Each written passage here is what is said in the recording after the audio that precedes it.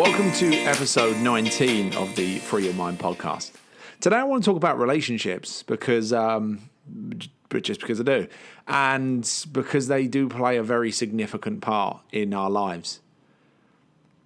Some of my clients, their children are quite rightly a big impact on them. If they're doing okay, then if the kids are doing okay, they're doing okay. Some of them, it might be their wife or their husband. They play a big part. And I think relationships are actually probably the most challenging part of life, honestly. Like, I find it easy being on my own. I could sit in a room all day and everything's good. I can be in whatever mood I feel like. But put me in amongst other people, living around other people, and the bullshit that other people tend to bring, life gets harder. And it's so easy to be so caught up in our own shit that we don't have the capacity to deal with anyone else's shit, whether that's at work, whether that's business partners, whether that's, your husband or wife or kids or whatever. Sometimes we are so stressed, so busy in our own minds, thinking of so much that we don't have the capacity to deal with their shit or to be present or to communicate very well, etc. Which is why I think on some level we all know we want to be more present with them, because we know that we don't enjoy the relationships as much. We realise sometimes it's been all week and I've not really spoken to my wife, or anytime we've spoken it's been about like shit, like, logistics of what do we need for dinner or what don't we, or you just get on each other's nerves.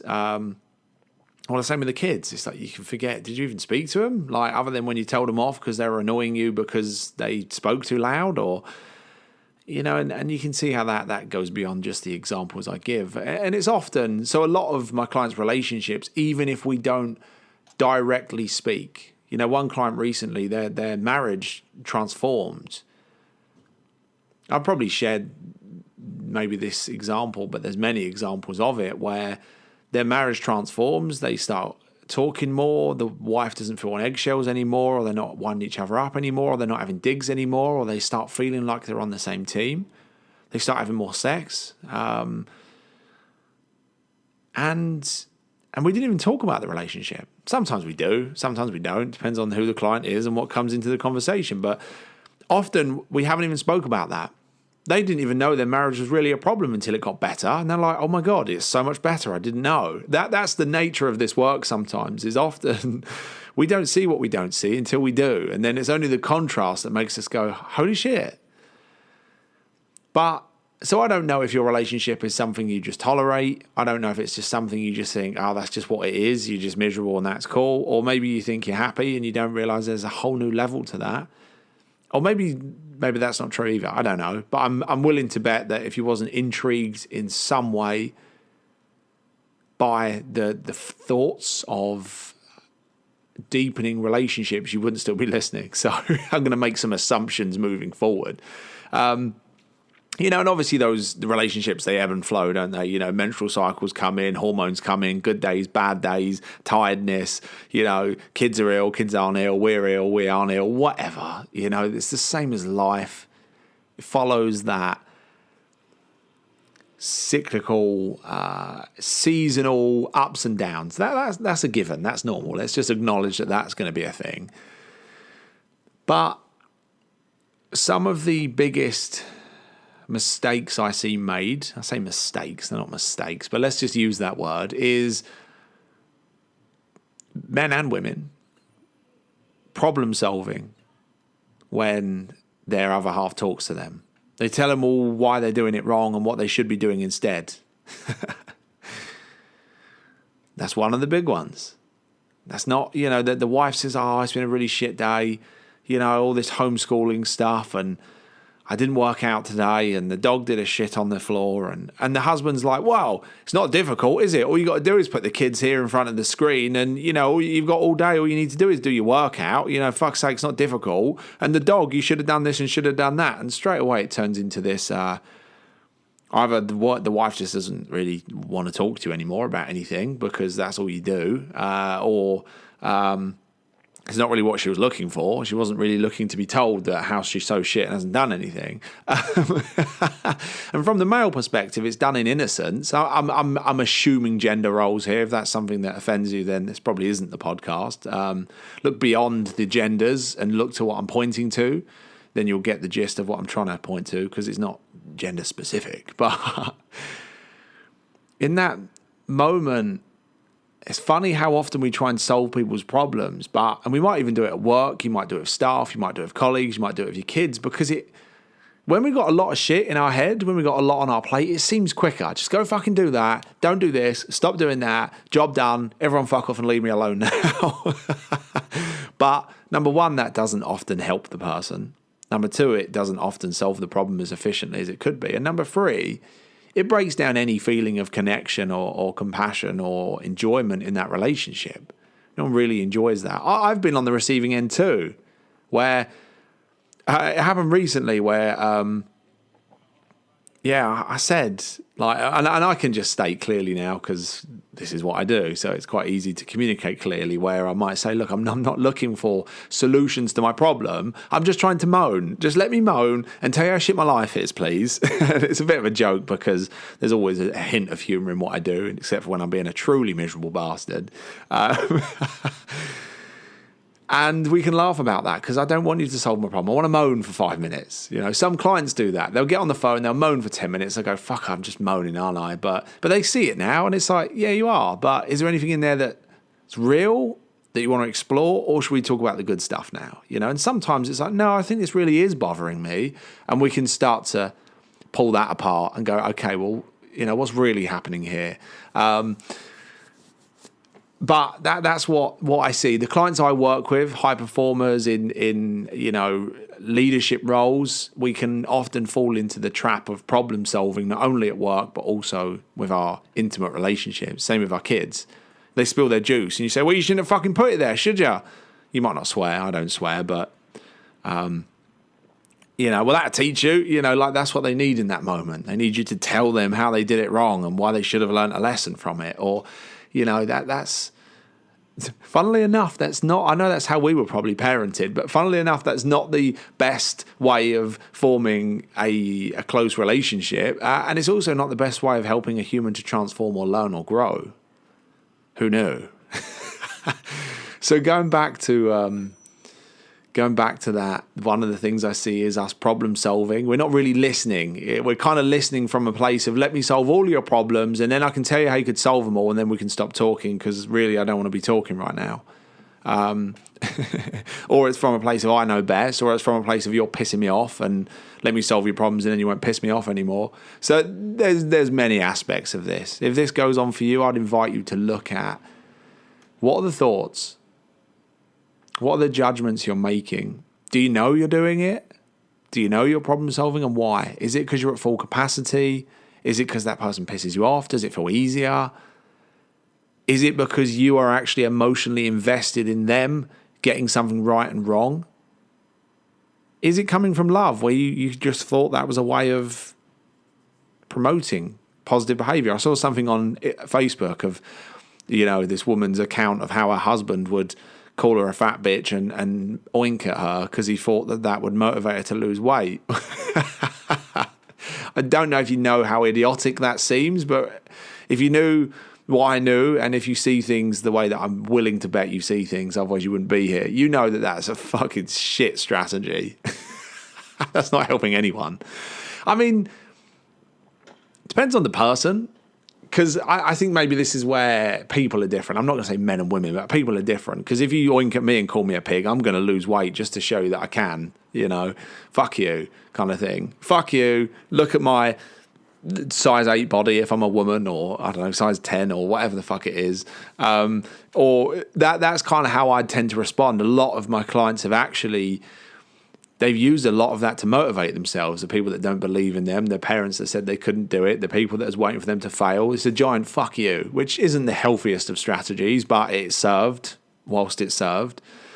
I do find that not all females, but some females, and some men, of course, and some kids, of course, they don't respond that way.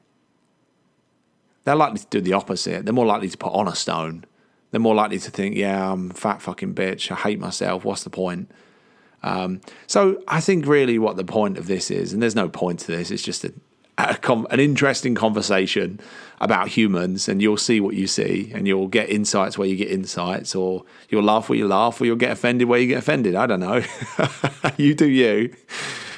You do you, hun, I think is the phrase. But it's just forget the other person. It's worth us looking at where are we, where are we in this? Am I problem solving? Why am I problem solving? What's going on for me? And do I want to be this way? Do I want to snap or react or problem solve or shout or be direct? Or maybe I do, in which case cool. Maybe you do, in which case awesome. And there are times where that's perfect. Some people respond best to that. Some people respond perfectly to that. A lot of people don't. So it just comes back to that kind of self-awareness of, who am I being in this relationship? Is it helping? Is it helping or hindering the relationship? Is it creating more connection or less? Is it coming from love, compassion, understanding, and spaciousness and presence? Or is it coming from low mood, anger, I'm at full capacity, you're pissing me off? Do you know what I mean? You can get a sense of where it's coming from. So I see that a lot. I also see a lot where people don't truly listen. They're not truly present. They're not really present with their kids. They're not really present with their wife or husband. They're not really present with whoever it is, their business partners or colleagues or whatever. Clearly, I don't have that many close relationships, so I have to just find examples. I'm someone that keeps my distance, right? Which is ironic. People are like, don't you do this aren't you supposed to love humans? Yeah, I love humans. I really do, from a distance. I love my humans. My humans I'll spend, many hours with talking. But for the most part, I spend most of my day alone, other than when I'm on the phone. I like to retreat from people and be left alone. I don't want someone to sit next to me. I don't need you to come talk to me if I don't know who you are. Leave me alone. Unless I know you're interesting and I get a connection, in which case we'll then talk about the deepest of things, the mysteries of the universe. But going back to my point, relationships are something that... So that first part is more of a kind of pointer in the direction of communication, because that's a big thing. So much of... I could talk for hours about this, and as I'm speaking, you can probably hear me getting lost in my own thinking here, thinking, holy shit, I've bitten off more than I can chew with this. This probably needs to be a couple of hours long or a number of episodes. But I'm just going to flow with this because we'll see where this goes. But the other thing that comes to mind is when we're in relationships with people, so often we're not really seeing them, we're not really hearing them, we're not listening to them from a blank slate, from curiosity, from intrigue, from connection.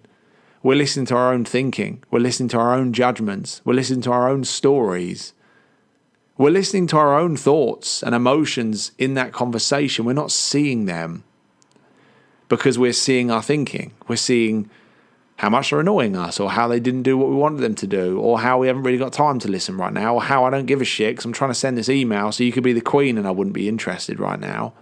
Not that I'd really be that interested in the queen anyway, in all honesty, but, change the queen out for someone that's supposedly important.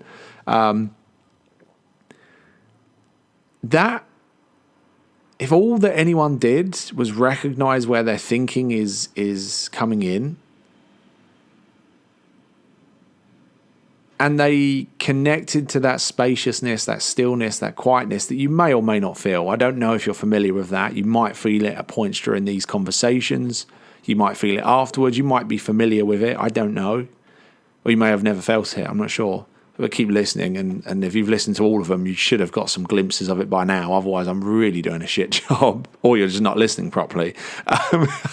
Or listening deep enough. So maybe practice what I'm actually preaching right now and listen deeply. Listen beyond the words. Listen beyond your thinking. It's probably a good practice, actually.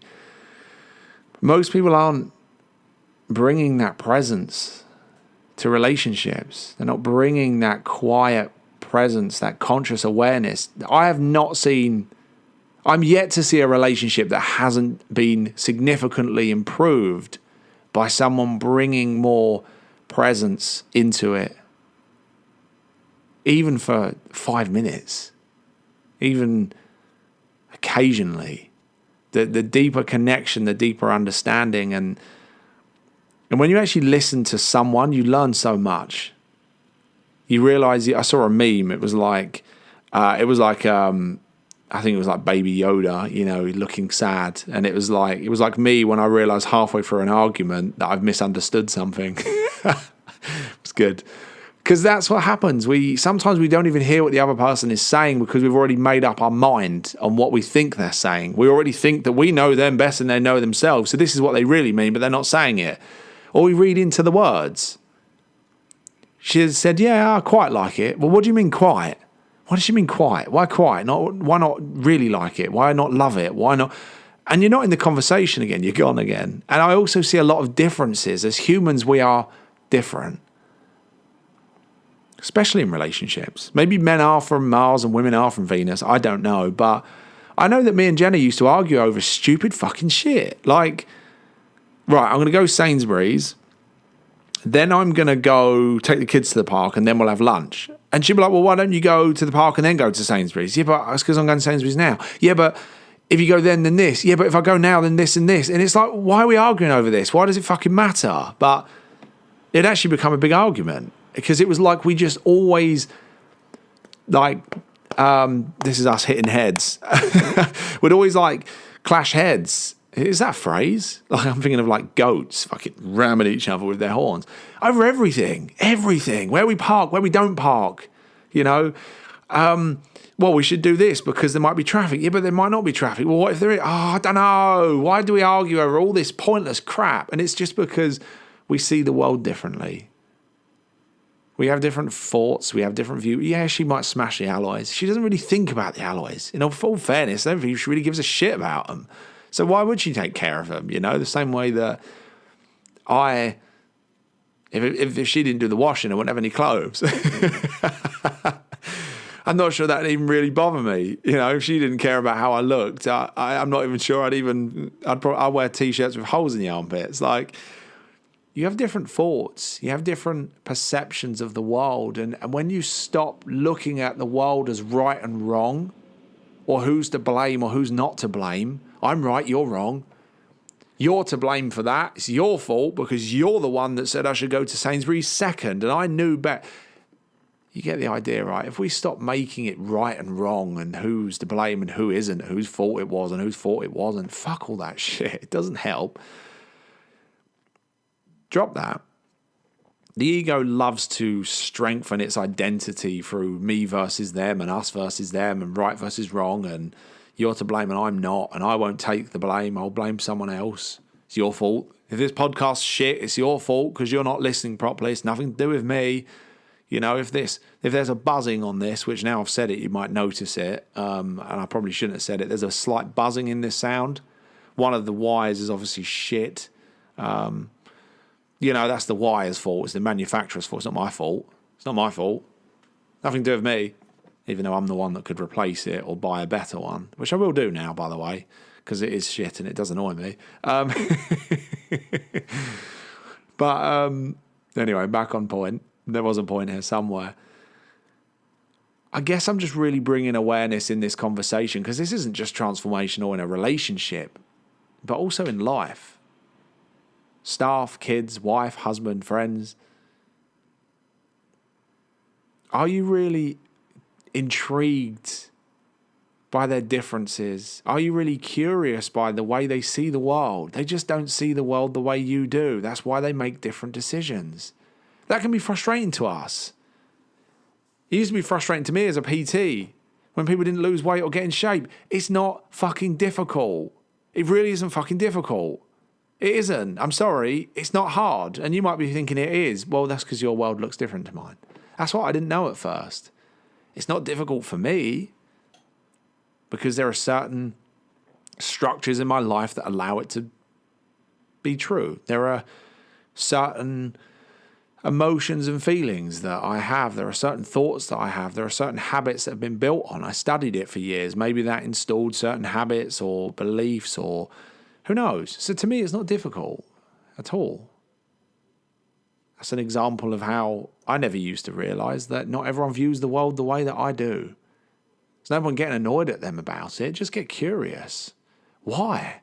Why don't people lose weight when they know they should? Why is my wife seeing this as such a dramatic thing when to me it seems really small? Why would I go to Sainsbury's first rather than second? Or why does it bother her if I throw my socks near the washing bin and not in? Why does it bother me when the kids leave their socks on the floor? You know, and you can get really kind of curious and intrigued by the way that people view the world, and you can get really present to that. And if you want to know, you can go ask them. And get really present and listen to the answer. Max, do you know you leave your socks everywhere? Why? Do you know how much that winds me up? And then actually, why does it wind me up? Why do I care? You know, because there'll be thoughts behind that. Oh, it's because if he doesn't do that, he doesn't respect me. He's not going to grow up and be disciplined. He's going to grow up and be this skanky human that lives like a hoarder, you know, in amongst loads of rubbish. You know, again, here the thoughts come in. So you'll see that I'm always pointing in the same direction. Our thinking, our assumptions, our stories cloud our ability to connect. Our own bullshit clouds our ability to connect. And then we often lack the understanding or the curiosity or the intrigue to really get to know someone. I realized I was about 5 years into my relationship before I realized that I didn't really know her. I think we did some stupid quiz. It was like, you know, their favorite food and their favorite color and their favorite music. You know, that stupid shit. I realized I didn't know. I didn't know any of it. I'd been with this woman for like 5 years. When I say this woman, I mean my wife. And that was a real shock to me. It was like, I honestly don't know how she sees the world. I don't know why she does this or doesn't do that. I don't know how she feels. I don't know if she's happy in this relationship. I've never asked her. I don't know how she receives love. I don't know if she feels loved. I don't know if she feels I'm doing a good enough job as a husband. I don't know if she thinks I'm a good dad. I don't know if... I didn't know anything because I'd never asked. I'd never been present enough or curious enough or intrigued enough to even find out. Whereas last year, you know, you do those quizzes when you're on your stag do, your honeymoon, etc. And yeah, so it's like certain questions and it's like a quiz, but I'm sure you know what I'm talking about. But just in case you don't, like someone comes up with all these questions, normally weird and wonderful questions. It's like... is it like Mr. and Mrs.? I don't know. I don't really watch TV. But essentially, if me and her get the right answer, then I wouldn't have to do some dirty, bloody shot. And same for her as well.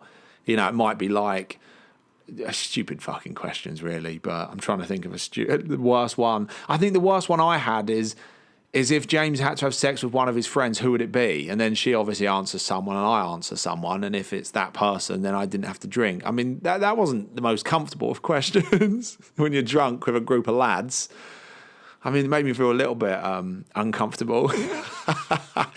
Not for more than about a second, though. Don't get me wrong. But we nailed it.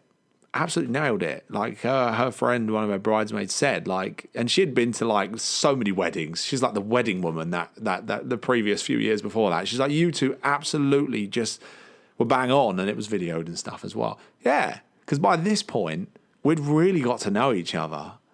We'd asked these questions. We'd got curious. I'd share stuff with her. When I had insights, I'd go home and tell her, oh my God, I realised I've been angry with you. And it's because this and this and this. And how have you felt about that? And she'd say, yeah, you have been. And I felt like this and this. And so often we would both come up with the completely wrong stories or assumptions or misconceptions around what we were doing and why. There's such a beauty to... I'm waffling now and I'm going to wrap this up. But there is such a beauty to getting so present with someone and getting super curious about getting to know them. And the fascinating thing is, as humans, is we don't even know ourselves. So as you go on that journey with them, sometimes they learn stuff about themselves that they didn't even know they thought. They didn't even see. And you do too. Same with your kids as well. Ask them questions, get curious, get present, listen. Listen to what's being said, not what you think is being said, or not what you think.